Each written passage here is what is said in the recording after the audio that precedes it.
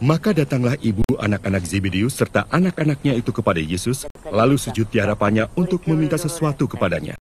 Kata Yesus, "Apa yang kau kehendaki?" Jawabnya, "Berilah perintah supaya kedua anakku ini boleh duduk kelak di dalam kerajaan-Mu, yang seorang di sebelah kanan-Mu dan yang seorang lagi di sebelah kiri-Mu."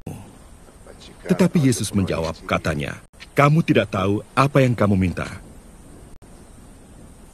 Dapatkah kamu meminum cawan yang harus kuminum?" Kata mereka kepadanya, "Kami dapat." Yesus berkata kepada mereka, "Cawanku memang akan kamu minum, tetapi hal duduk di sebelah kananku atau di sebelah kiriku, aku tidak berhak memberikannya. Itu akan diberikan kepada orang-orang bagi siapa Bapakku telah menyediakannya."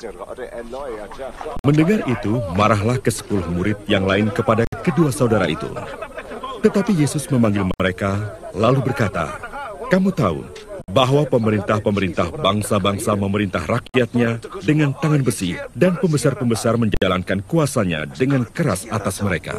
Tidaklah demikian di antara kamu. Barang siapa ingin menjadi besar di antara kamu, hendaklah ia menjadi pelayanmu. Dan barang siapa ingin menjadi terkemuka di antara kamu, hendaklah ia menjadi hambamu. Sama seperti Anak Manusia datang, bukan untuk dilayani, melainkan untuk melayani dan untuk memberikan nyawanya menjadi tebusan bagi banyak orang." Hari ini kita memperingati pesta Santo Yakobus Rasul. Dia adalah saudara Yohanes, anak Zebedeus, salah satu murid pertama yang mengikuti Yesus. Yakobus menyangka dengan menjadi pengikut Yesus, dia akan menjadi orang besar dan termasyur. Ia mengimpikan Yesus akan menjadi raja, dan dia nanti bisa menjadi tangan kanan atau tangan kiri Yesus. Dalam arti menjadi orang kedua sesudah Yesus, dan menjadi orang kepercayaan Yesus.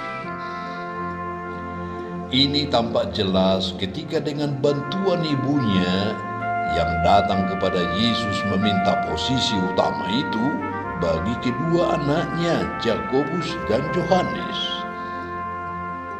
Yesus katakan, "Cawanku memang akan kamu minum, tetapi hal duduk di sebelah kananku atau di sebelah kiriku, aku tidak berhak memberikannya.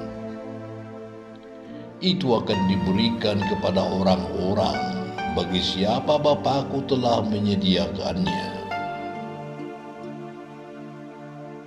Harapan Yakobus dan Yohanes untuk menjadi besar, menjadi pemimpin seperti yang mereka bayangkan itu, ternyata sirna dengan jawaban Yesus itu.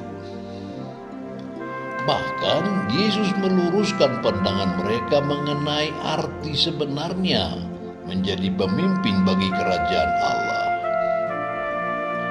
Yesus mengajarkan sebuah hal penting yang tidak pernah ada di dalam teori kepemimpinan.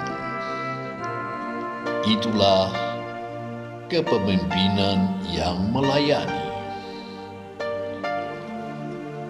Yesus melanjutkan, "Barang siapa ingin menjadi besar di antara kamu, hendaklah dia menjadi pelayan. Barang siapa ingin menjadi terkemuka, hendaklah dia menjadi hambamu. Sama seperti Anak Manusia datang, bukan untuk dilayani, melainkan melayani, dan untuk memberikan nyawanya menjadi tebusan bagi banyak orang." Yesus menyapa para murid dengan cara yang halus namun tajam, agar mereka tidak mengandalkan kuasa dan tangan besi ketika menjadi pemimpin. Pemimpin yang baik bukanlah pemimpin yang senang main kuasa dan selalu unjuk kekuatan di hadapan mereka yang dipimpinnya, baik itu anggota keluarga, bawahan, atau rekan kerja, maupun rakyat. Mereka yang ingin menjadi besar hendaknya menjadi pelayan, sedangkan mereka yang ingin menjadi terkemuka harus merendahkan diri menjadi hamba. Inilah tipe pemimpin ideal yang harus kita perjuangkan. Sudah bukan zamannya lagi pemimpin menjadi bos yang ditakuti anak buahnya.